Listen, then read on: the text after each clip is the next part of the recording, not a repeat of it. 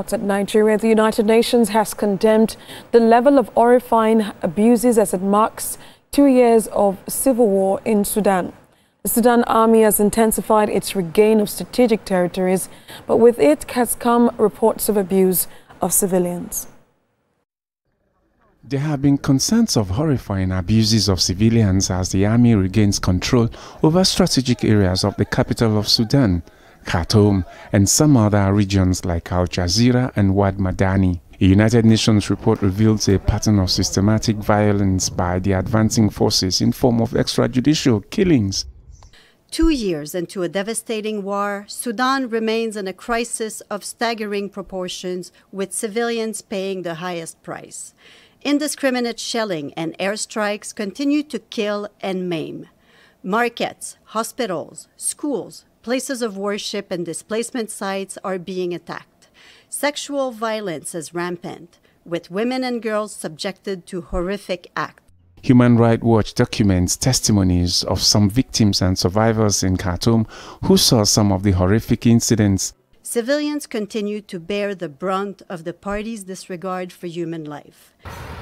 The World Food Programme WFP has already suspended its services in some of the worst-hit areas of the conflict, heightening fear of hunger in many areas.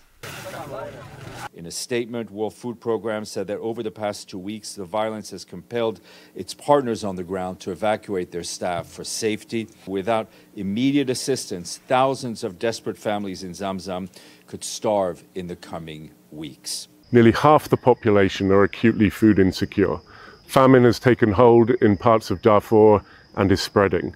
In order to turn the tide, WFP needs access in order to reach people that have been isolated by the conflict, and we also need funding. Amnesty International has pointed to indications of the use of toxic gases in Darfur and the use of barrel bombs, where hundreds of civilians suffered burns and respiratory complications. This follows the Sudan Army's acquisition of new weapons from Turkey. The Secretary General is deeply concerned that weapons and fighters continue to flow into Sudan, allowing the conflict to persist and spread across the country.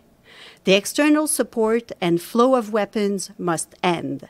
Those with greatest influence on the parties must use it to better the lives of people in Sudan, not to perpetuate this disaster.